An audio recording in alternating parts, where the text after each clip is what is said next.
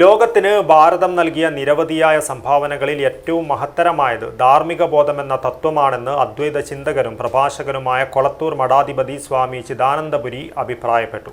രാമായണ മാസാചരണ ഭാഗമായി തൃക്കരിപ്പൂർ രാമായണ മാസാചരണ സമിതിയുടെ നേതൃത്വത്തിൽ സംഘടിപ്പിച്ച ചടങ്ങിൽ പ്രഭാഷണം നടത്തുകയായിരുന്നു അദ്ദേഹം. Bhima jewellery, press club junction, Kasaragod.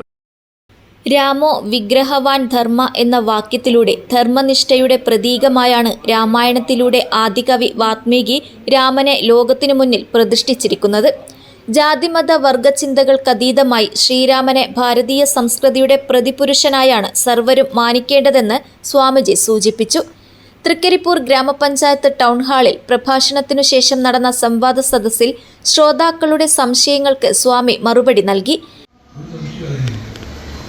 സ്ത്രീകൾക്ക് തന്നെ വോട്ടവകാശം എത്ര കാലം കഴിഞ്ഞിട്ടാണ് കിട്ടിയത്?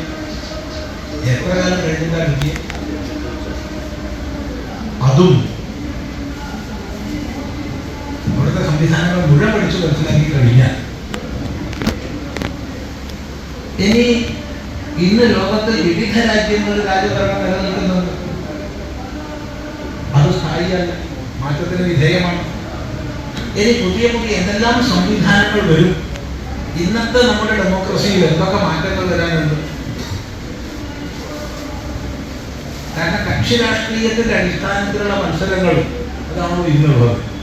നമുക്ക് വിഭാവന ചെയ്യുന്നത് രാഷ്ട്രീയ അതീതമായിട്ട് വ്യത്യസ്ത മേഖലകളിൽ കഴിവുള്ളവരെ മന്ത്രിസ്ഥാനങ്ങളിലേക്ക് തിരഞ്ഞെടുക്കുന്നതും അവർ ഭരിക്കുന്നതുമായ നല്ലൊരു വ്യവസ്ഥ നമുക്ക് സ്വപ്നം കണ്ടു. പരസ്പരം പൊരുതുന്ന കക്ഷി രാഷ്ട്രീയത്തിനപ്പുറത്ത് വ്യത്യസ്ത മേഖലകളിൽ നിപുണന്മാരായവരെ സമൂഹം തിരഞ്ഞെടുക്കുന്ന ഒരു ഭരണവ്യവസ്ഥ നമുക്കെന്റെ സ്വപ്നം കണ്ടൂടെ? അതിനനുസരിച്ച് അതിനെ അനുവദിക്കുന്ന കോൺസ്റ്റിറ്റ്യൂഷൻ നമുക്ക് സ്വപ്നം കണ്ടൂടെ? അതിന് ചില്ലാനൊന്നും കൊടുക്കണ്ടല്ലോ. രാഷ്ട്രം എത്രമാത്രം ഉയരും. കെ ശ്രീധരൻ കലയക്കാരൻ ദീപപ്രജ്വലനം നടത്തി. കെ രവീന്ദ്രൻ അധ്യക്ഷത വഹിച്ചു. പി വി രാജീവൻ രാമായണ പാരായണം നടത്തി. C P Rajeevan, A V Sadanandan master എന്നിവർ സംസാരിച്ചു. വി ബാലകൃഷ്ണൻ നായർ ഉപഹാര സമർപ്പണം നടത്തി. News bureau, Cheruvathur.